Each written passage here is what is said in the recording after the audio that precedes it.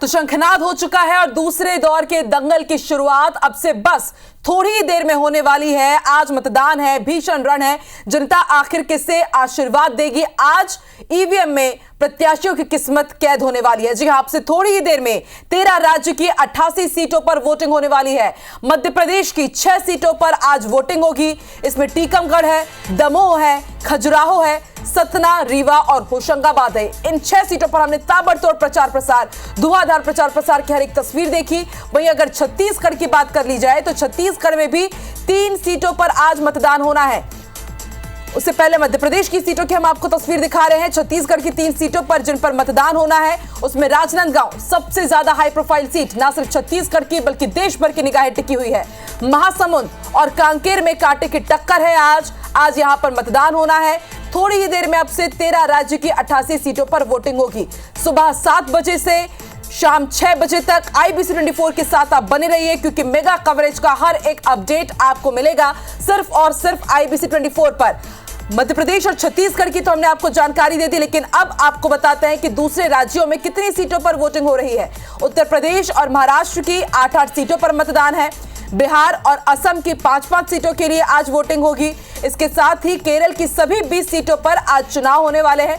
सुबह 7 बजे से शाम 5 बजे तक वोटिंग होगी और इसके साथ नक्सल प्रभावित कुछ इलाके जो हैं वहां पर 3 बजे तक वोटिंग होगी।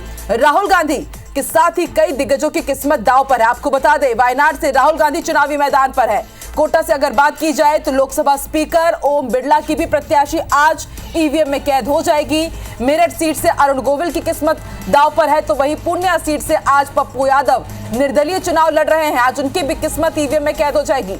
राजनांदगांव में जैसा कि हम जानते हैं सबसे हाई प्रोफाइल सीट, क्योंकि यहां से छत्तीसगढ़ के पूर्व सीएम भूपेश बघेल ताल ठोक रहे हैं और उन्हें यहां पर कड़ी टक्कर दे रहे हैं वर्तमान सांसद संतोष पांडे।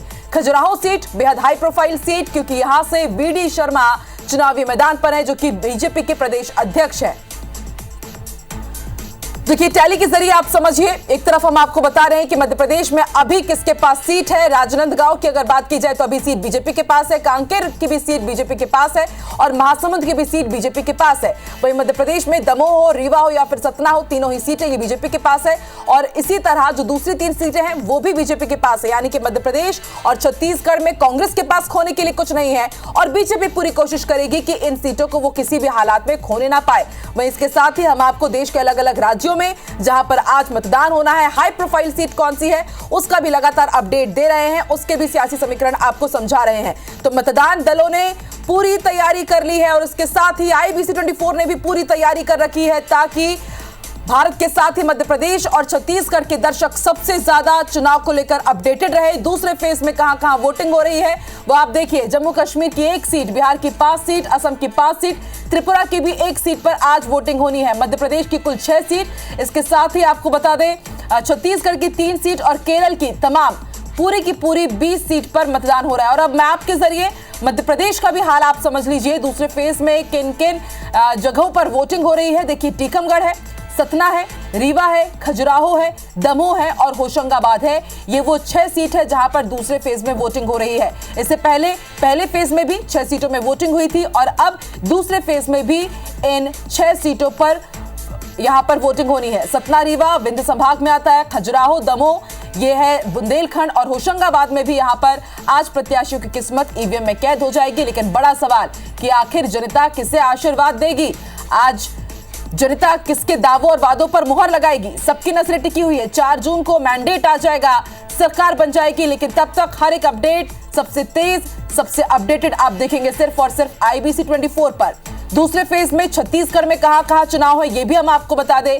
राजनांदगांव ना सिर्फ छत्तीसगढ़ बल्कि पूरे देश की सबसे हाई प्रोफाइल सीटों में शुमार। यहां से पूर्व सीएम भूपेश बघेल के सामने दावेदारी पेश कर रहे हैं वर्तमान सांसद संतोष पांडे। कांकेर की अगर बात की जाए तो आदिवासी OBC बाहुल्य क्षेत्र, कई अहम मुद्दों के साथ कांकेर की रण यहां पर तैयार है। कांकेर में भी कांटे की टक्कर है, क्योंकि यहां पर कांग्रेस की तरफ से पिछले बार चुनाव हारने वाले बिनेश ठाकुर को लोकसभा प्रत्याशी बनाया गया है, जो सिर्फ 7,000 वोटों से हारे थे और उनके सामने इस बार यहां पर मौका दिया गया है मोहन मंडावी की टिकट काटकर।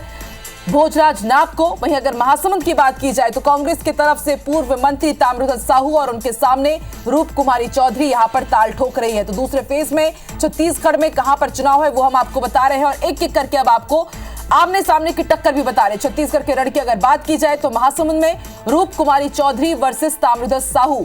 ताम्रध्वज साहू पूर्व गृह मंत्री छत्तीसगढ़ के कांकेर, भोजराज नाग और उनके सामने है बीरेश ठाकुर। यहां पर भी कांटे की टक्कर देखने को मिलेगी। देखना दिलचस्प होगा कि इस बार जनता किसके वादों और दावों पर मुहर लगाती है। हमने इतने दिनों तक देखा ताबड़तोड़ प्रचार प्रसार हुआ प्रधानमंत्री नरेंद्र मोदी से लेकर बीजेपी के राष्ट्रीय अध्यक्ष जेपी नड्डा, राहुल गांधी, प्रियंका गांधी ने चुनावी सभाएं की, एक दूसरे पर आरोप लगाए गए, तीखे प्रहार किए गए। लेकिन अब है बारी जनता की। जनता अब किसे आशीर्वाद देती है, जनता किस पर मुहर लगाती है। और IBC 24 भी आपसे अपील करता है कि पहले आप मतदान कीजिए फिर जलपान कीजिए। मध्य प्रदेश का रण भी आपको अब समझा देते हैं। रीवा की बात करें तो जनार्दन मिश्रा के सामने नीलम मिश्रा है। जनार्दन मिश्रा 2 बार के सांसद रह चुके हैं, तो क्या इस बार तीसरी बार भी वो जीत दर्ज कर पाएंगे। सतना की बात करते हैं। सतना में त्रिकोणीय मुकाबला है। यूं तो सिद्धार्थ कुशवाहा के सामने है गणेश सिंह और बेहद खास बात यह है कि विधानसभा चुनाव 2023 में ये दोनों आमने सामने आ चुके हैं। तब सिद्धार्थ कुशवाहा ने गणेश सिंह को हराया था और एक बार फिर से यहां पर टक्कर देखने को मिल रही है दोनों के बीच। और अब बात कर लेते हैं दमोह की। राहुल लोधी वर्सेस तरवर सिंह लोधी, लोधी वर्सेस लोधी। पूर्व विधायक की दोनों ही कांग्रेस से ताल्लुक रखते थे, लेकिन अब राहुल लोधी बीजेपी में आकर के लोकसभा चुनाव के रण में तैयार हो चुके हैं। टीकमगढ़ वीरेंद्र खटीक वर्सेस पंकज अहिरवार के बीच कांटे की टक्कर टीकमगढ़ में देखने को मिलेगी। टीकमगढ़ से जब से टीकमगढ़ सीट यहां पर बनी है तब से यहां से वीरेंद्र खटीक जीतते आ रहे हैं। खजुराहो में VD शर्मा के सामने दावेदारी पेश कर रहे हैं RB प्रजापति फॉरवर्ड ब्लॉक के।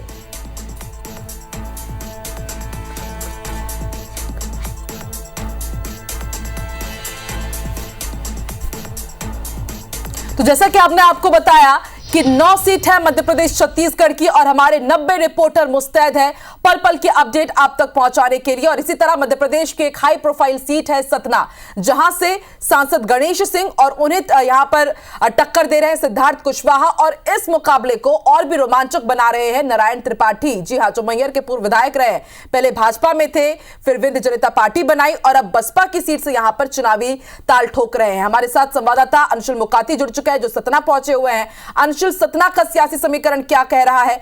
मतदान दलों की कितनी तैयारी हो चुकी है? तस्वीरें दिखाइए।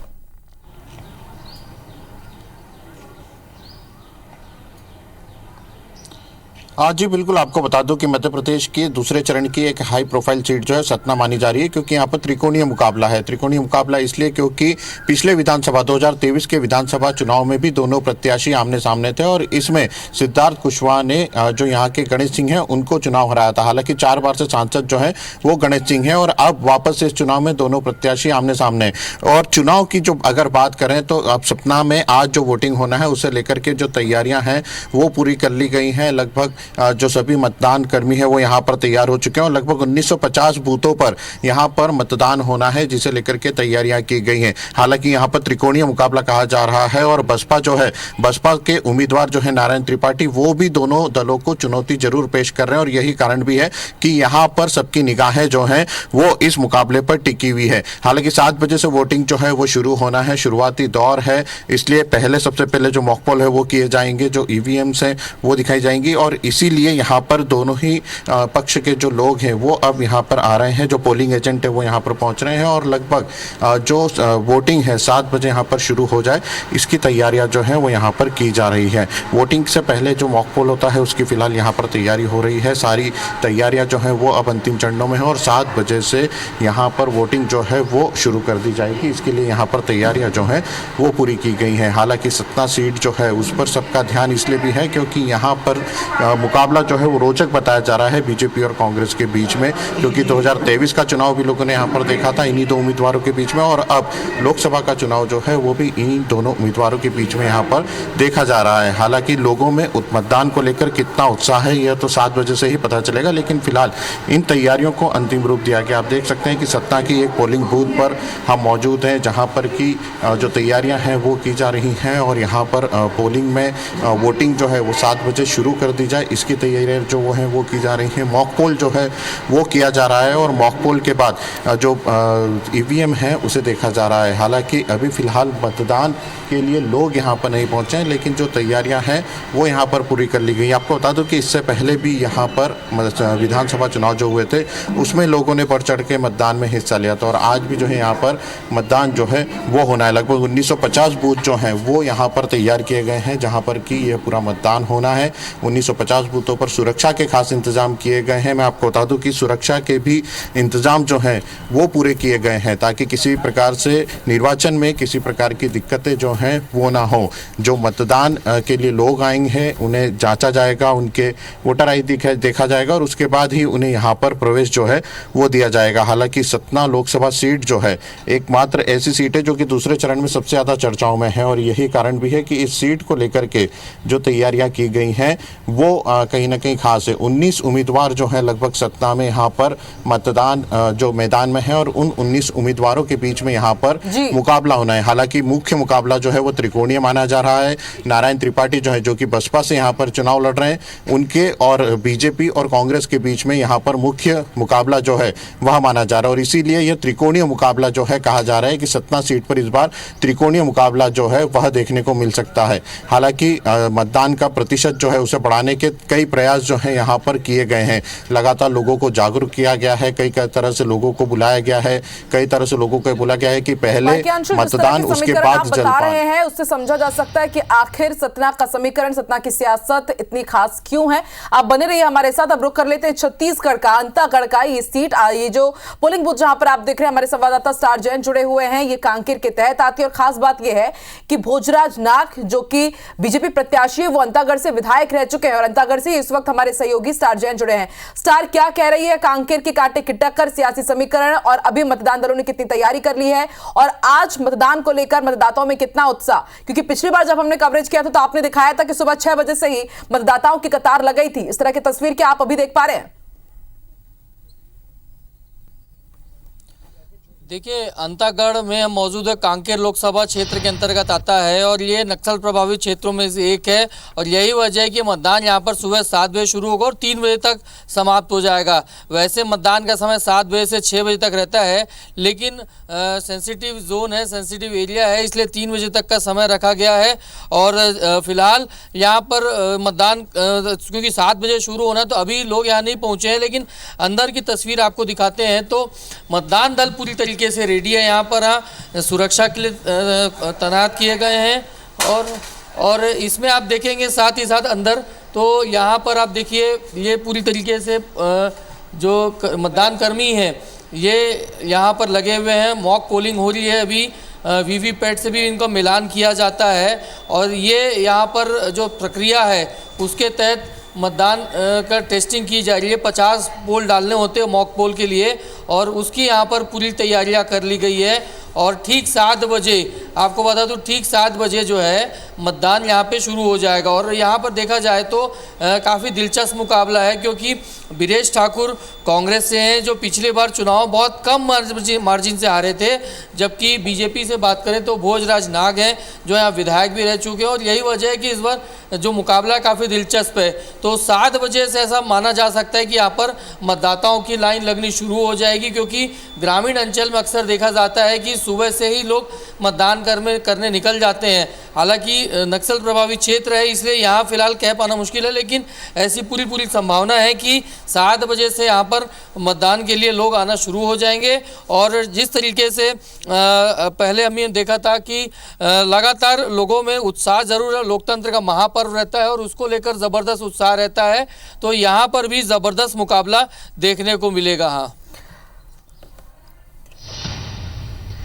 ठीक है, अब एक बार फिर से रुक कर लेते हैं अंशुल का। अंशुल, आप जरा जहां पर पहुंचे हुए हैं वहां पर बताइए तैयारियां किस तरह की गई, क्योंकि समीकरण तो आपने बता दिया और इसके साथ ये यहाँ पर जेपी नड्डा पहुंचे, यहाँ पर सीएम डॉक्टर मोहन यादव पहुंचे। हालांकि यहाँ पर जो सभा थी राहुल गांधी की भी होने वाली थी, लेकिन आखिरी वक्त में तबियत खराब होने के कारण वो यहाँ पर नहीं पहुंच पाए, लेकिन मल्लिकार्जुन खड़गे जरूर यहाँ पर पहुंचे थे और उन्होंने भाजपा पर तीखा प्रहार किया था। लेकिन सिद्धार्थ कुशवाहा और गणेश सिंह, इनकी यहाँ पर ये जो पूरी रणनीति है उसे बिगाड़ने का काम नारायण त्रिपाठी भी जरूर करेंगे। तो क्या लगता है आपको, नारायण त्रिपाठी को जो वोट्स मिलेंगे वो किसके वोट काटेंगे? वो बीजेपी या फिर कांग्रेस को नुकसान होगा?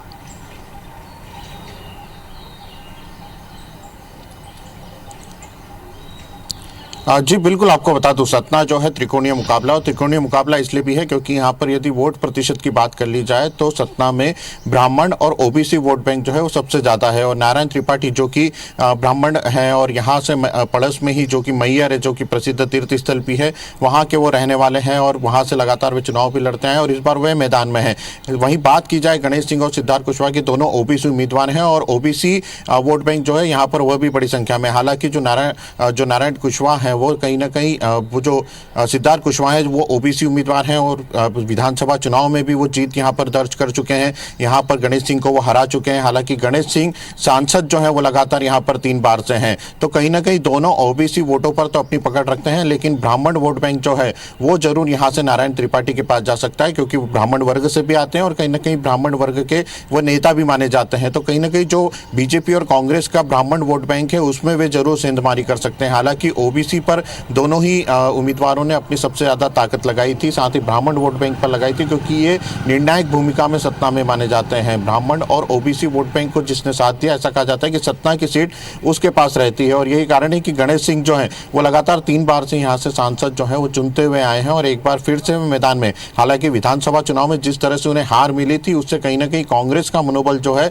वह बढ़ा है क्योंकि यहाँ से सिटिंग एमएलए हैं सिद्धार्थ कुशवाहा। विधानसभा चुनाव में उन्हीं ने गणेश सिंह को हराया था और एक बार वापस से दोनों आमने सामने हैं। लेकिन जिस प्रकार से तीसरा मोर्चा बीएसपी यहाँ पर खड़ा हुआ है और बीएसपी ने अपना उम्मीदवार उतारा है और यहाँ पर जिस प्रकार से वोटिंग को लेकर के बात की गई है, बड़े बड़े नेताओं ने इस सीट पर अपना प्रचार किया है। हाई प्रोफाइल सीट इसे बना दिया है क्योंकि कई बड़े नेता लगातार यहाँ पर प्रचार करते हुए हमें दिखाई दिए थे। चाहे फिर वो बीजेपी की बात करें तो बीजेपी में तमाम दिग्गज नेता जो है बीजेपी का गढ़ कहा जाता है, लेकिन पिछले बार 7 लोकसभा विधानसभा सीट में से जो एक सीट बीजेपी हारी थी वो सतना ही थी। सिद्धार्थ कुशवाहा ने ही गणेश सिंह को यहां पर हराया था और अब एक बार फिर से लोकसभा चुनाव के मद्देनजर ये दोनों आमने सामने, इसलिए ये मुकाबला बेहद रोचक होने वाला है, इसमें तो कोई शक नहीं है। हमारे साथ संवाददाता संदीप शुक्ला भी जुड़ चुके हैं, मोहला मानपुर ये पहुंचे हुए हैं। संदीप, बताइए किस तरह की तैयारियां यहां पर की गई? आप कल ही यहां पर पहुंच गए थे, कई स्टोरीज आपने यहां पर भेजी। खास बात यह है कि नक्सली प्रभावित ये एरिया है, किस तरह की तैयारियां सुरक्षा को लेकर के यहां पर की गई है और समीकरण भी जरा बताइए। 2,18,000 वोटर्स यहाँ पर टोटल है, जिसमें महिला वोटर्स की संख्या सबसे ज्यादा है। 1,11,000 लगभग महिला वोटर है। 306 बूथ में लगभग 36 से ज्यादा संवेदनशील बूथ है इसमें। लेकिन देखिए अंबागढ़ चौकी में तो ठीक है, लेकिन मोहला मानपुर अंबागढ़ चौकी में से जो मानपुर का इलाका है वहां पर 24 ऐसे बूथ है जो नक्सल कॉरिडोर के आसपास माने जाते हैं।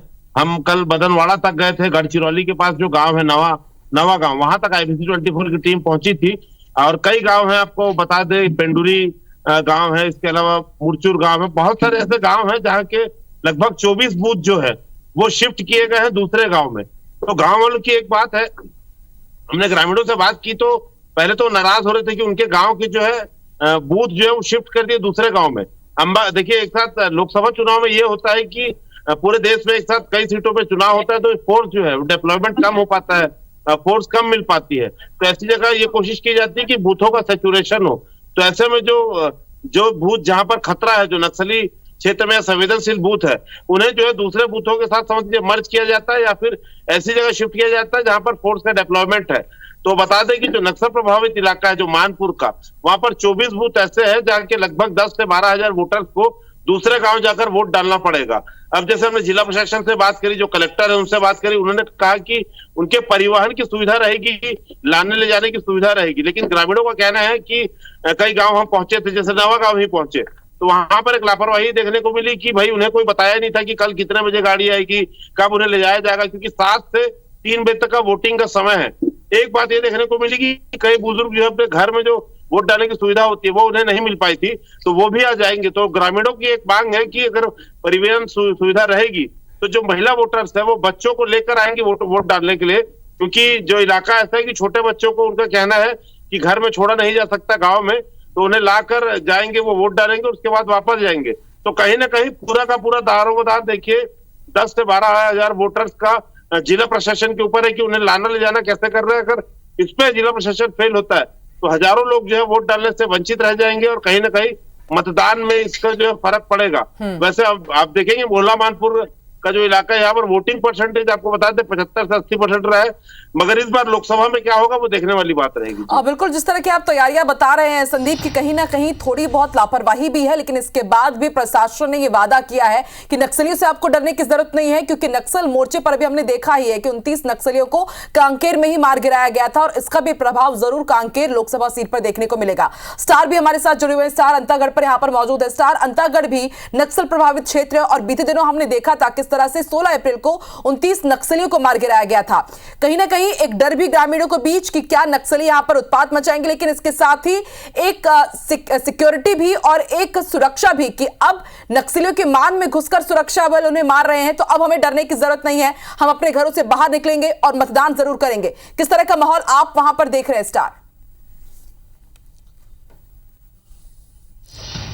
देखिए, यहाँ कांकेर की बात करें तो बड़ा सेंसिटिव जोन है ये, और प्रशासन इस मुहिम में है लगातार कि ये सेफ जोन में आए, लोग मतदान करने निकले यहाँ पर। हाँ, और यहाँ पर कुछ लोग मौजूद, इधर आएंगे भैया, 1 मिनट, उनसे बातचीत करने की कोशिश करेंगे। ये मतदान है, मतदाता हैं और पहुँच चुके हैं। 7 बजे से यहाँ पे मतदान शुरू होगा। हाँ, बताइए, इधर आगे, थोड़ा सा आगे, कितना उत्साह है पूरा आप लोगों में यहाँ पर मतदान को लेकर? हाँ, ठीक है स्टार, आप बने रहिए, हम अपने दर्शकों को ये लेटेस्ट तस्वीर जरा दिखा दें। आप देखिए, आज टीकमगढ़ में भी मतदान होना है। टीकमगढ़ से सांसद वीरेंद्र खटीक हैं जो चौथी बार यहां पर अपनी किस्मत आजमा रहे हैं। क्या जीत का ये चौका लगा पाएंगे, ये देखना दिलचस्प होगा उनके सामने, क्योंकि पंकज अहिरवार अपनी यहां पर दावेदारी पेश कर रहे हैं। और देखिए, कुंडेश्वर महादेव मंदिर पहुंचे हुए हैं टीकमगढ़ प्रत्याशी वीरेंद्र खटीक, मंदिर पहुंचे हुए हैं। ये वो केंद्रीय मंत्री हैं जिन 3 केंद्रीय मंत्रियों की आज किस्मत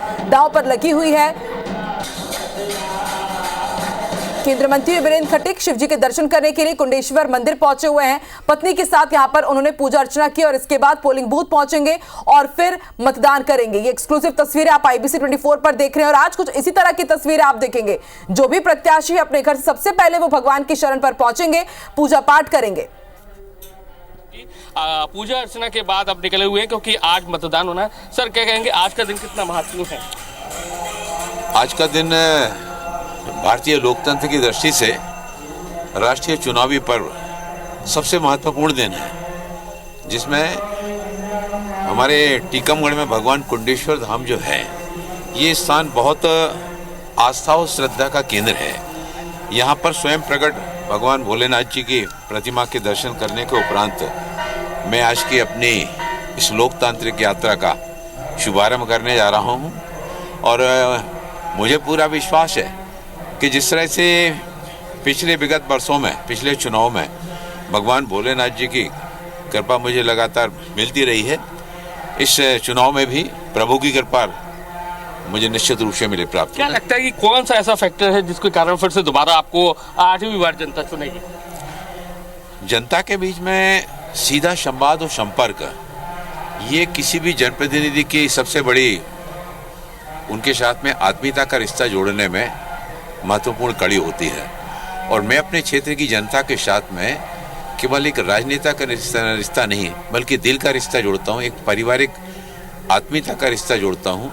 और इसके कारण से लगातार 8वीं बार जो हमारे पार्टी के शीर्ष नेताओं ने भरोसा किया, जनता का स्नेह, सहयोग, आशीर्वाद प्राप्त हो रहा है, कार्यकर्ताओं का लगातार परिश्रम, उसके परिणाम स्वरूप मेरी यात्रा जो है ना 1996 से प्रारंभ होकर और 2024 तक लगातार चलती आ रही है। एक अंतिम सवाल, कांग्रेस लगातार आपके सामने कैंडिडेट को बदलती है, जाति का जो फैक्टर कहा जाता है कि अहिरवार सबसे ज्यादा वोटर है, उसी समाज का कैंडिडेट होता है लेकिन जीत नहीं पाता है, ऐसा क्या वजह लगती है कि आखिर कांग्रेस से दूर नहीं घूम पाती आपके? भारतीय जनता पार्टी सब समाज को लिए साथ में आगे है बढ़ते जाना, सबका साथ, सबका विकास, सबका विश्वास।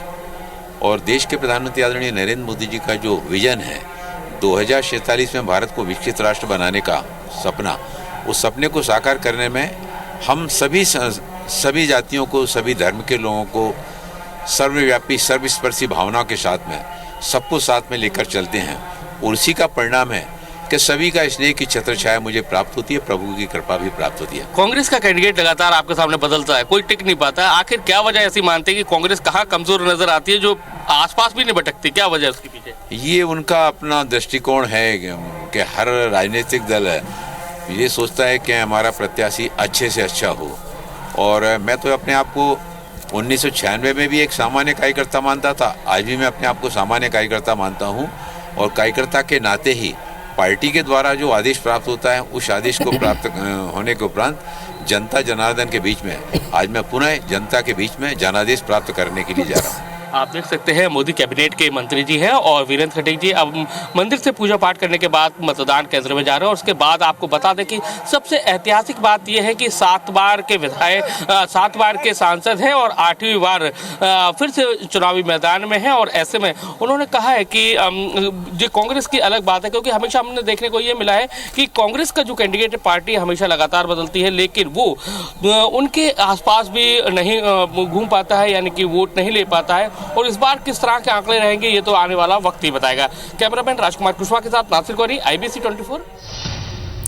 तो जैसा कि हमने आपसे वादा किया है कि IBC 24 हर एक अपडेट सबसे पहले आप तक पहुंचाएगा। और देखिए, टीकमगढ़ के प्रत्याशी हैं बीजेपी के वीरेंद्र खटीक, जो कि 28 साल से अपराजय हैं। जी हां, इससे पहले वो सागर से 4 बार सांसद रह चुके हैं, 3 बार टीकमगढ़ से। और इस बार क्या जीत का चौका लगा पाएंगे, ये देखना बेहद दिलचस्प होगा। हर बार कमल का फूल खिलाने में कामयाब रहे हैं। और इनसे एक्सक्लूसिव बात कर रहे थे IBC 24 संवाददाता नासिर गौरी। वो मंदिर पहुंचे, भगवान की शरण में उन्होंने माथा टेका और जीत का आशीर्वाद मांगा। लेकिन जनता जीत का आशीर्वाद किससे देखी, ये आप देखिए आज दिन भर IBC 24 पर। सुबह 6 बजे से ही हमारा मेगा कवरेज शुरू हो चुका है। और उसके साथ ही अब आपको एक बार फिर से बता देते हैं कि आखिर कहां पर आज मतदान हो रहे हैं। मध्य प्रदेश की कुल 6 सीट है जहां पर आज प्रत्याशियों की किस्मत EVM में कैद होगी। और छत्तीसगढ़ की 3 सीट है, राजनांदगांव, कांकेर और महासमुंद। वहीं अगर बात की जाए मध्य प्रदेश की, तो मध्य प्रदेश की टीकमगढ़, खजुराहो, इसके साथ दमोह, सीधी, सतना और होशंगाबाद, ये वो 6 सीट है जहां पर आज मतदान होना है। और कुल 13 राज्यों की 88 सीटों पर। और इसके साथ 1000 से ज्यादा प्रत्याशियों की किस्मत आज EVM में कैद हो जाएगी। कई हाई प्रोफाइल सीट भी है, क्योंकि आज राहुल गांधी के संसदीय क्षेत्र यानी कि वायनाड में भी मतदान होना है। वीरेंद्र खटीक जो केंद्रीय मंत्री हैं, इसके साथ बात की जाए बीजेपी के प्रदेश अध्यक्ष है VD शर्मा, आज वो भी खजुराहो से अपनी किस्मत आजमा रहे हैं। उनकी भी किस्मत आज EVM में कैद हो जाएगी। तो हर एक अपडेट सबसे पहले आप देखेंगे सिर्फ और सिर्फ IBC 24 पर।